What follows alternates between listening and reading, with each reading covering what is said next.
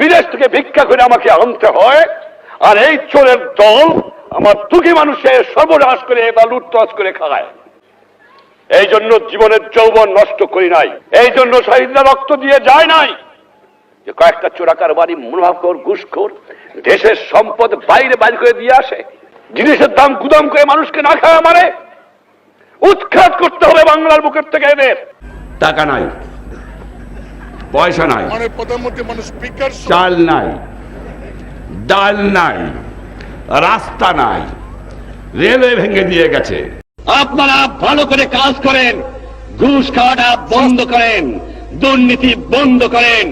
দেশে অন্ধ অন্ধ দুর্নীতি ভরে গেছে। আমি আশ্চর্য হয়ে যাই, যাও ভিক্ষা করে আনি, তাও চাটার গুষ্টি চাইতে খেয়ে ফেলায় দেয়, আমার গরিব পায় না।